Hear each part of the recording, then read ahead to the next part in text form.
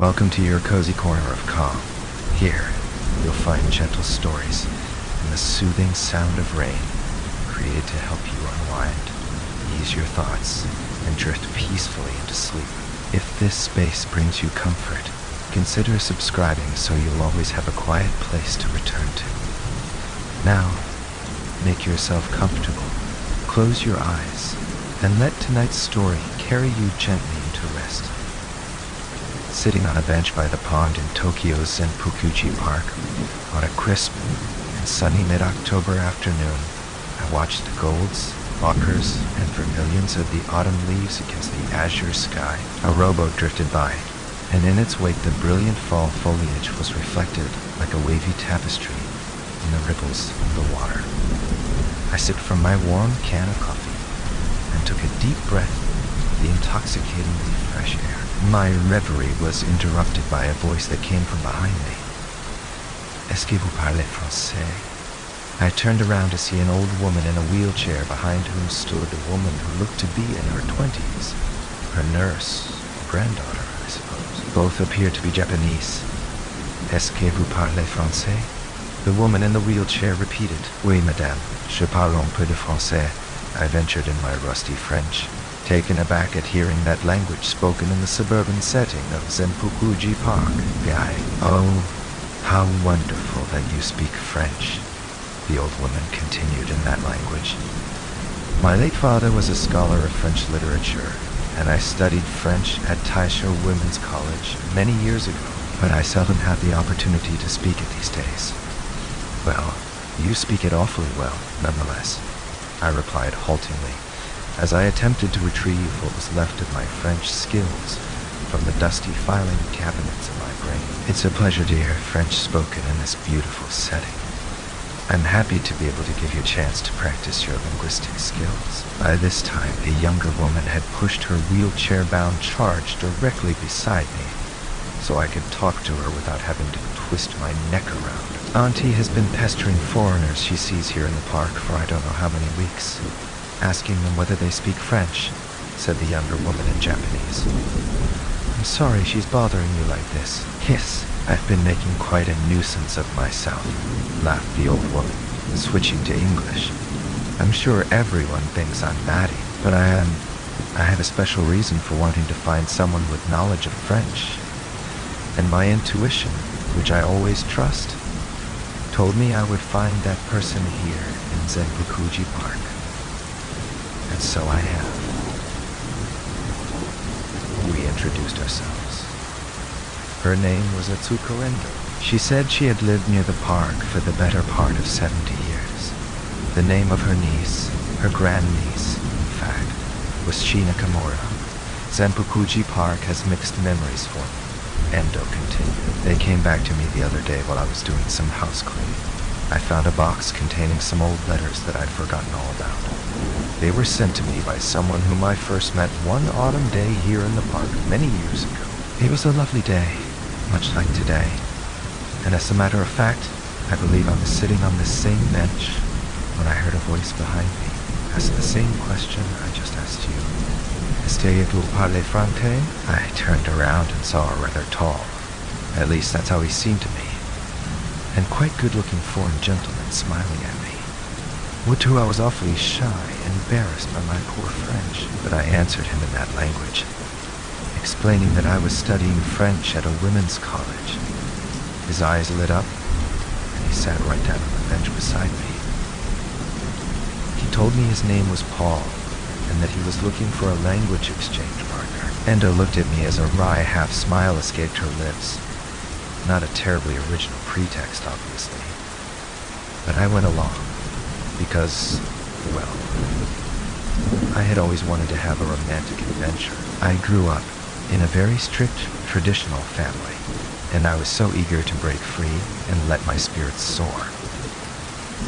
Can you imagine that the broken-down old woman you see here was once a flighty young girl, full of stupid notions about love and romance? I refrained from offering any comment, realizing it was best to let Endo continue with her tale, which she obviously enjoyed telling.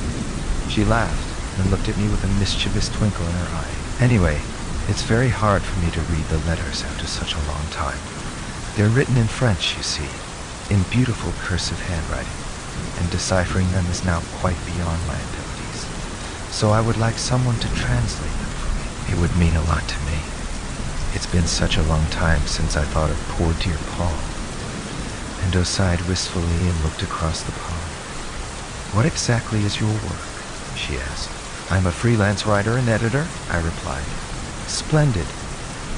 I replied, I knew I would find the right person here in the park eventually, Endo said happily. Well, I'd love to be of help, Endo-san, I said, hemming and hawing, but I don't think I'm up to the challenge of translating these letters into Japanese, as I work primarily in English, and I am rather busy at the moment with my work. Listen, young man. Endo certainly knew how to stroke the old male ego.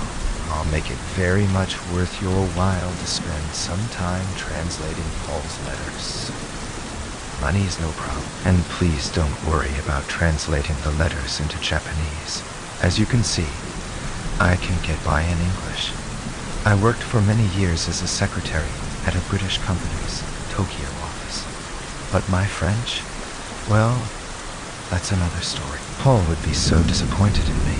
About 3 after Endo suggested a more than generous rate of payment, I agreed to at least have a look at the letters. She and her grandniece took me along to her house, which was just a few minutes' walk from the park. It was a rambling old one-story traditional Japanese home, with a garden that needed a good trimming. I was invited to take a cup of tea in the position of honor in front of the tokonoma scroll in the front room. Endo asked her niece to bring in the box containing the letters. It was made of camphor wood and beautifully finished with lacquer. I remember this box from when I was a child, Endo said. Father kept his most important correspondence in it, pushing her wheelchair close to the low table on which the box lay. She reached down and removed the lid with a speed and sense of purpose that jarred with my image of her as a frail old lady. Inside were several letters whose age was apparent from the 1950s vintage Japanese postage stamps, and the envelopes, which had yellowed with age. All of the letters were addressed to Miss Atsuko Endo, and the address where I was now drinking tea. The address was written in flowing, highly stylized Roman characters, which must have presented something of a challenge to the somewhat less internationalized Japanese post office at the time. I'd like you to start with this one, please, Endo said, picking one letter out of the box, since it's the first letter Paul sent me. I took the letter out of the already opened envelope carefully, since the paper appeared to be very dry and fragile. It was written in the same old-fashioned, idiosyncratic hand as the addresses on the envelopes. As I skimmed through it, I became confident that I could penetrate the letter's calligraphic and linguistic thickets and deliver a clean and clear English translation. Endo was pleased when I told her this. She asked me to come to her house in a week's time with the translation. If it's not too much to ask, I would like you to read the letters out loud to me. That will make things much easier for me. And it would be kind of you to help me with some of the more difficult English phrases. Al forgun, I agreed, and Endo placed the letters in a large manila envelope. We said our goodbyes, and I made my way to the Genkin and out the door by myself. What an interesting and unexpected job, I mused. There's something to be said for idling away the afternoon in the park. The late afternoon sunlight danced delicately in the red and golden leaves of the trees in Endo's garden. It broke up in nacreous ripples on a miniature pond as the wind ruffled the surface of the water. The calm was broken by the steady plunk-plunk of water, tripping into a shishi-odoshi, and I found myself walking in time with its gently incessant rhythm long after I closed Endo's front gate behind me and made my way back to the station. I presented myself at the Endo residence next week at the appointed time. She answered the door. She explained that she was living with her great aunt and looking after her while working on her master's degree in education at a nearby university. We've tried to get her to see reason and move in with my parents, but she refuses to leave this house. She's so attached to it, you see. I worry about her sometimes. I don't think it's a good idea for her to dwell so much in the past. And now she's obsessed with these silly old letters. I heard you chai. Endo's irate voice was clearly audible in the Jenkin. Just because I'm a batty old crone doesn't mean I've lost my sense of hearing, you know. That was very rude of me, Great Aunt, mumbled a chastened Chi. Please accept my humble apologies. Accepted. Now run along to school like a good girl and leave me and this gentleman to conduct our business. Chai rolled her eyes. I'll be back in a couple of hours, she told me. Here's my kite-eye number if you need to reach me. I'm sure Great Auntie will be okay. Anyway, don't get me wrong. It's nice for her to have someone to talk to. She put on her jacket, picked up a satchel full of books, and was out the door. All five, oh, come in. Come in, Endo called from the front room.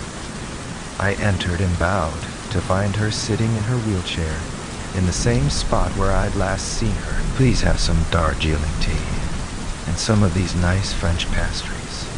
They remind me of Paul, who always had a sweet tooth. Well then, sir, what progress have you made with that letter? I'm dying to hear what you've come up with. Well, Endo-san, they're very, very romantic. Please don't be embarrassed on my account. I am not a prude, and I dislike equivocation. I want the truth. As Endo enunciated this last word, her voice took on a darker tone that contrasted with what I had so far found to be her fairly upbeat personality. If I may be blunt, the truth is that judging from this first letter, Paul was very much in love with you. Endo sighed, and I with him. Well, I can't stand the suspense. Forgive an impatient old woman. May I see your translation, please? I handed her a printout of the English text I'd prepared. Endo looked over it quickly. I'll read through this at my leisure later on. But in the meantime, as per our agreement, would you please read it aloud to me? It would be my pleasure, I replied. The first letter is dated September 29th, 1955. It goes like this. My dearest Atsuko, I find it difficult to believe that it has been 3 weeks since we met in the park. The time has gone by so fast, and so blissfully, because I have been spending it with you. I was so lonely in Tokyo before I met you, not knowing how to speak Japanese at all, and finding very few people who could speak French. You have made great progress in French since we met. You are a much better student than those at the college where I teach, and I'm truly grateful to you for helping me learn Japanese. Oh, what a smooth operator that Paul was, laughed Endo. My French was atrocious, and I doubt whether he had enough Japanese to place an order in the yakitoriya. I can never forget how lovely you looked when I saw you sitting alone beside the pond. You were like a vision from a Japanese painting, in your bright gold and red kimono, which perfectly matched the leaves that were just beginning to take on their autumnal glow. 6. I hesitated to speak with you at first, partly because I was shy, but also because I didn't want to spoil the perfect picture of you sitting there in the bright sunshine, as the reflections of the fall foliage were mirrored in the rippling water of the pond. He lays it on a bit thick, doesn't he? Said Endo. Pardon my interruption. Please do continue. I remember the look of surprise on your sweet face as you turned around to look at me when I finally felt bold enough to speak to you. When our eyes met, I knew my fears of rejection were unfounded, for I realized that I had found my soulmate, a shining jewel, who, like me, wanted to experience the beauty and passion of love. Here, Endo emitted a long sigh, and after a moment, I continued reading. I was so happy when you agreed to meet me for tea the next day, and I shall never forget our romantic stroll together through the garden at Korakuen. Having heard how shy and demure Japanese young ladies are, I was afraid that you would be shocked when I tried to plant a kiss on your sweet lips. But when we were in a secluded part of the garden, and you looked at me so sweetly, I knew it was the right time to take you in my arms and kiss you. Perhaps it is embarrassing for you to recall our first kiss. Please forgive me, my darling Atsuko, but I shall never forget the exquisite sensation of breathing in the delicate aroma of your perfume, while holding you close to me and pressing our lips together, not caring if anyone was coming along the path towards us. It's all coming back to me now. I thought I was going to die, exclaimed Endo. But after I got over the shock, I was in heaven. Later that day, as the sun began to sink below the trees and we had to part. I wondered whether I should ask you to accompany me to Enoshima, which I had wanted to visit ever since arriving in Japan. I was worried that I was being too forward and maladroit, knowing what a respectable young Japanese lady you are. But remembering that faint heart never won fair maid, I decided to ask you, despite once again being afraid that you would recoil and reject me. When you agreed, I was filled with an indescribable happiness and a sense of anticipation that assuaged the pain of having to part with you that day. I am so looking forward to our romantic trip together to the enchanted isle of Enoshima. 7 Tide, 1,000 kisses. Oh, well. Wasn't I a naughty girl? Laughed Endo. I remember concocting some silly story about an overnight trip with a high school friend to her family's besso up in the mountains in Gunma Prefecture. After I convinced my friend to cover for me, it was rather convenient that the besso didn't have a telephone. Anyway, I think that's enough romantic nostalgia for one day. Shall we make an appointment to meet here again at the same time next week? I agreed, and sipped the last of my tea before bowing and leaving the room as Endo followed me in her wheelchair. As I put on my shoes in the Genkan, Endo again told me how much she appreciated my work on the letter, and handed me a washi paper envelope, which I later found to contain a generous payment. It's my pleasure, I replied. She greeted me in the Genkan the following week. I sensed mild disapproval from the look in her eyes, and I felt a bit awkward as I untied my shoes and put on a pair of slippers before entering the house. I paused as I tried to think of something to say to her. Before I could say anything did she to try to set her mind at ease about my translating the letters. Her great aunt called out from the living room, "Now mind your own business and get back to your schoolwork, Chai. I'm tired of people meddling in my affairs." Pun intended, laughed Endo as I entered the living room. After asking me to help myself to tea and biscuits, she asked me how my work on the second of the batch of letters had gone. I blushed slightly. Well, this one is a bit more intimate than the last one. Yes, of course. There's no need to be embarrassed on my behalf. I've been waiting all week for this, so let's go down memory lane again, shall we? Paul wrote this letter on October 15th, 1955. Eitan, my sweetest Atsuko, as I write this, I am still awash in the roseate afterglow of our heavenly sojourn in Enoshima. It all still seems like a dream. We met on the platform at Shinjuku to take the romance car. What an appropriate appellation for this mode of conveyance. To our island destination, I was again struck by your refined elegance and beauty as you stood there in your lovely Yamabuki. You see, I am learning some Japanese. Light gold-colored kimono. I thought I was seeing a vision from a Japanese fairy tale, but when I felt your delicate hand clasped in mine, I knew that you were very real indeed, my sweet angel. The rail journey to Enoshima seemed to pass by in a blur. All I can remember is sitting beside you and gazing into your eyes instead of the scenery rushing by outside. To be honest, I recall very little of the sights of Enoshima as we explored its quaint and delightful charms, apart from when you made a prayer at a Shinto shrine. My own silent prayer was that the bliss that I had found with you should last forever. I heard what sounded like a slight sniffle and looked across the table at Endo. She dabbed at her eyes with a handkerchief. Shall I stop reading? I asked. No, please do go on. I seem to have some dust in my eye. All right, but we can stop anytime if you like. The inn you had chosen for us was the quintessence of the refined Japanese aesthetic. I wish I could remember the names of all the exquisitely presented dishes that we enjoyed at dinner. I'm afraid I paid them much less attention than I did you, and until then I had not realized that steak could be so delicious and have such a seductively silky texture. It went to my head much more quickly than I had expected. We were both fairly lit up, as the expression so quaintly puts it, Endo said with a girlish giggle. I kept trying to get him to drink some water, but he went on and on about the pride of the French, or some such nonsense. I will draw a discreet veil of silence over the night of glorious passion that followed.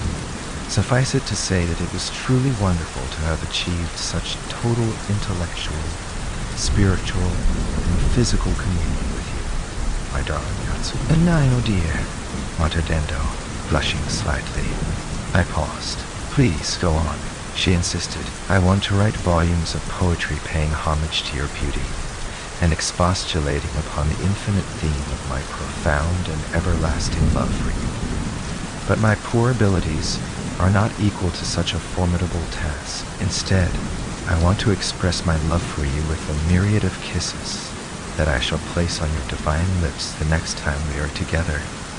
I propose that we meet this coming weekend in Asakusa, about which I have heard so much but which I have yet to visit. I hope that at some point I can meet your family.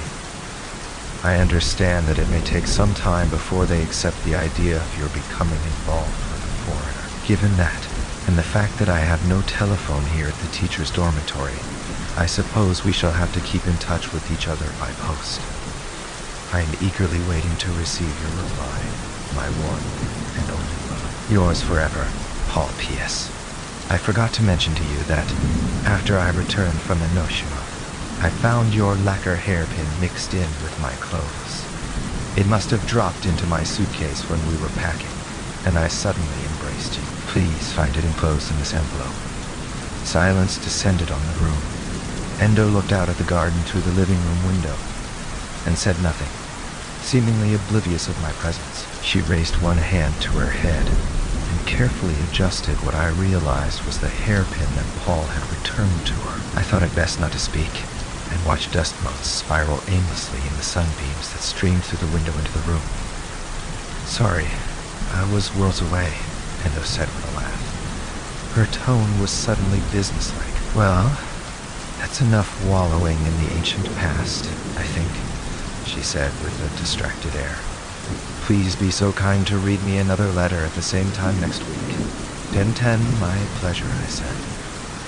Are you quite all right? Yes, don't mind my moods, but thank you for asking. Please say hello to the big world outside for me, will you? I left Endo alone as the sunlight faded, and shadows stealthily emerged from the corners of the room like the advance guard of the cool autumn evening. I was back at the Endo residence next week at the appointed time. I'd rang the doorbell and heard Endo's high but firm voice asking me to come in. Well, I hope the next letter isn't too salacious, she said as I entered the living room. I wouldn't want to upset your tender sensibilities. Not exactly, I said. It's anything but. Endo looked at me with a wistful grin. Indeed, she said. Well, shall we return to L'Estampe Perdue? If you're ready. I hesitated. I am. Please go ahead. Right. The next letter from Paul is dated Octi Sheren, 1955. It's much shorter than the first one. Dearest Atsuko, I trust this finds you well. I hope you have been enjoying the splendid tableau of the autumn leaves, which makes me wish I had taken up painting so that I could try to do justice to their subtle beauty. I hope you received my letter of Octi T. 15. I had hoped to meet you last weekend in Asakusa, but I did not receive a reply from you. I'm sure there was a very good reason for your not writing back to me. Perhaps you are busy with your schoolwork or have family commitments. In that case, please forgive my importunate and selfish insistence on meeting you so soon after our trip to Enoshima. It also occurs to me that you maybe have had some difficulty in reading my impenetrable script. Yes, it must have been quite a struggle for you to read his letters, Endo-san, I observed. 11, yes indeed, she replied, with a slight catch in her voice. Please, do go on. I shall try to write more clearly and succinctly from now on. My sweet, sweet Atsuko. I love your playfulness and how you tease me coquettishly with that impish sparkle in your eyes when we are alone. Oh, Paul, you naughty, naughty man, aimed Endo as if her long-ago lover had suddenly entered the room. I was such an incorrigible flirt, she chortled, directing her attention to me. Sorry to interrupt you. Please continue. I am finding it more and more difficult to concentrate on my teaching duties. When I look out at the young ladies in my classes, all I can see is you. I hope to see your beautiful face soon, my love, and to kiss your sweet lips as we tenderly embrace. Please write to me when you can. Each day that goes by without word from you is an insufferable eternity for me. 1,000 kisses. Paul, eternity. Yes, how awfully long that is, muttered Indo. Speaking of the passage of time, let's call it a day, shall we? I can only stand so much of being reminded of Le Temps Perdu. She will be back soon to help me get dinner ready. We agreed to meet again at the same time the following week, and said our goodbyes. Shall we turn the clock back once more? Endo asked when I presented myself at her home the following week. Yes, if you're ready. I am indeed. Please proceed. Okay. The next letter is dated Oct. 25, 1955. My dearest Atsuko, since I have not heard from you, I am becoming seriously worried about you, my love. Each night I pray that you have not met with some unfortunate calamity. Or have you rejected me? It may be that a mere barbarian such as me is unworthy to be the lover of an exquisite, exotic princess as you. Oh my goodness, interjected Endo, blushing slightly. 12. But you must believe me when I say, with the utmost seriousness and gravity, that you are my one and only love, and that it is my life's ambition to make myself worthy of your affection. It is my dearest hope that someday we will travel to France together, so that I may introduce you to my family, and show you the delights of Paris and the beautiful countryside, where I have spent so many happy and tranquil days. That was my dream too, said Endo. In the meantime, however, nothing would give me more pleasure than to spend time with you in this beautiful golden autumn, and to hear your merry, tinkling laughter as I did when we first met in the park near your house. I am half tempted to go to your house to see whether you are all right, but I know that under the rules of Japanese etiquette, that would be an unforgivable imposition and a violation of your privacy. So please, please, do write back to me when you can. I'm so lonely without you, Atsuko. Yours only, Paul. As I read these last lines, Endo sniffled and dabbed at her eyes with a handkerchief. I'm afraid this is all a bit much for me, she said, wiping away her tears. I have always thought of myself as an unsentimental sort of person, but as you can see, I'm not. I didn't know what to say. There are 2 more letters from Paul and Osan. Are you sure you want to go on with this? Yes, yes. Now that we've gone this far, there's no sense stopping. Some people, Chai, for example, bless her soul, think it's morbidly sentimental for me to dredge up old memories like this. But I disagree. I want to face the past head-on, no matter how painful it is. Endo's voice became steadily louder as she said this, and as she half-shouted the word painful, she slammed her fist hard down on the table while fixing me with a furious glare. She quickly recovered her composure. Oh, I'm so sorry. How rude of me. Please do forgive a bitter and frustrated old woman. All 13, there's nothing to forgive, Endo said. I know all this must be taking an emotional toll on you. Thank you for your sympathy. I really do appreciate it, but now I would like to be alone and collect my thoughts. Please bring the translations of the last 2 letters with you next week. Dispensing with the usual formalities, I left the Endo residence. It was late in the afternoon, and the sun, low in the sky, threw some weak shafts of light into the garden. A few brown and yellow leaves were left on the nearly bare branches of the trees. Nothing moved. The only sound was the clock-like rhythm of the shishi or doshi. I stopped and listened. The intervals between each drop seemed like small eternities. I lost track of time, until the early evening chill made me remember that I had an appointment to keep. I left the garden and walked through the quiet streets to the station. Good afternoon, Endo-san, I said as I entered the Jinkan a week later. I trust you're well. Never better, she replied.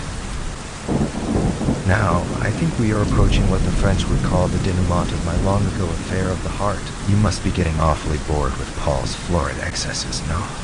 Not really. In this cynical age, it's refreshing to be reminded that there once was such a thing as romance and passion, and that people used to spend time and effort on the noble art of letter writing. But I must admit to feeling a bit voyeuristic as I read Paul's letters. I understand, but please remember that you are doing me an enormous favor by wading through Paul's tangled prose. Now, shall we proceed? Right. Here are the last two letters. They're both fairly short. The first one is dated Octi, 27th, 1955, just 2 days after his previous letter. Dearest Atsuko, why do you not respond to my letters? Am I a rejected suitor? Am I not worthy of your affection? Was I just a passing fancy for you? A novelty? Please tell me that I am mistaken, and dispel the dark and brooding thoughts that are clouding my troubled mind. I cannot work. I have missed several classes recently, pleading illness. I lie in bed all day, wondering what I could have done to offend you. I have no energy, not even to weep. My heart is broken into a million pieces. I am sick with heartbreak. Why, oh why do you treat me so? 14 worse than these thoughts are those that suggest to me that something awful has befallen you, that you are ill or have met with some accident. God forbid that prevents you from corresponding with me.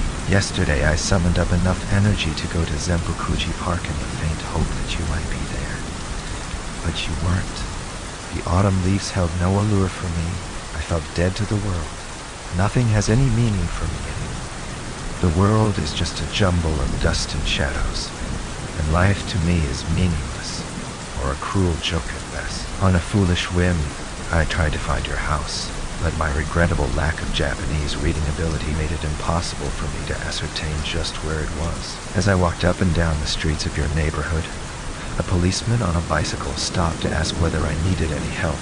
For a moment I thought of asking him to help me find your address, but then I saw a suspicious look in his eyes, and I told him that I was a student of Japanese architecture, and that I was simply admiring the many lovely homes in the Zempukuji area. He seemed less than convinced by this, so I looked at my watch and told him I was late for an appointment in Shinjuku. I, in fact, returned to my lonely room here in the teacher's dormitory, where I occupy my time in thinking of the transcendently romantic times we had together. Just one word from you would set my tortured soul at rest, even if that word is sayonara. I love you, Atsuko. Please ease my heart's pain and write to me. I beg you, with all my heart. Paul, I looked up from the letter, half expecting to see Endo weeping, but she was looking off into the garden or some undefined point in space. Her steely-eyed stare and clenched jaw told me she was doing her best to keep a lid on her roiling emotions. And she took a deep breath and cleared her throat. I'm sure you think I was a cold-hearted slattern, treating Paul that way. If I could only have... At this point I decided that discretion was the better part of valor, and elected to remain silent. Well, aren't you going to read me the last letter? Endo said, her voice rising. Come on, get on with it. Right. The last letter is dated Nav, 5, 1955. Here we go. Dear Atsuko, it is with a heavy heart that I must tell you that I am to return to France next week. Owing to my profound and unending depression, I have neglected my teaching duties so much that the principal has had no choice but to ask me to resign. When I first arrived in Tokyo a year ago, one of my countrymen told me that unless I was careful, Japan would break my heart. At the time, I laughed this off as a jaded expatriate's cheaply cynical abracou, but now I understand just how perceptive his remark was. My naive enthusiasm for all things Japanese has faded, I am afraid to say, and is now just a dim shadow in my troubled mind. What does remain fresh and vivid for me is my memory of you, which I shall treasure until the day I die. To speak of you as a memory wounds my heart with 1,000 lances. Would that I could speak of you as my dream, my hope, my love eternal. Alas, it seems that such a hope is a mirror, come which the lifeblood will drain like the colors from the autumn leaves. I am sure there must be some very good reason why you have chosen to cut me off. Rest assured that any resentment, anger, and frustration I may feel because of that is more than outweighed by the happy knowledge that once we loved each other and were one together. I will never forget you, Atsuko. Please think of me sometimes, or at least dream a dream of me. Male 16, yours forever. Paul Endo was silent as I finished reading this last letter. Would you like another cup of tea? She asked. Would you like another cup of tea? She asked. Yes, sure, I replied. Endo picked up the teapot and held it over my cup, but as she did, her hand started to tremble. So much so that I had to snatch the teapot from her. Here, let me, I said. Oh, thank you, Endo replied. I'm afraid that last letter rather got to me. I understand. I know what an emotional experience this has been for you. I can only imagine how traumatic it must have been to go through those letters again after so many years. That's just it, you see, answered Endo. I've been less than forthcoming with you, I'm afraid. The truth is, I wasn't aware of their existence until I found them when I was house cleaning a few weeks ago. Silence descended on the room. Endo suddenly looked very old and careworn. It appears that my father intercepted Paul's letters and kept them from me. So you thought, yes, all these years, I thought that Paul had just had his way with me and then forgotten me. But now I realize that. Endo bowed her head and dissolved into a torrent of tears. Her frail body was racked with sobs. I tried to speak a few consoling words. They sounded hollow and fake. Chi! Hearing her great-aunt weeping, came into the room and embraced her. I'm too old to have my heart broken into 1,000,000 pieces again, wailed the old woman. Oh, Paul, my love, my only. Endo suddenly stood up and stretched out her arms, as if she were about to embrace someone. But she drew her arms together and embraced only empty air. She held them to her chest and sobbed heavily. 17. I felt very much out of place. I muttered some polite formalities about staying in good health and keeping in touch, and made my way out of the house. It was still early evening and I had some time to kill, so I made my way down the hill to Zenpukuji Park. The fateful bench was vacant. I sat down to get a moment's peace in the silent stillness. The rising moon was reflected on the undulating slate-gray waters of the pond. My meditation was interrupted by a female voice coming from behind me. Excuse me, do you speak English?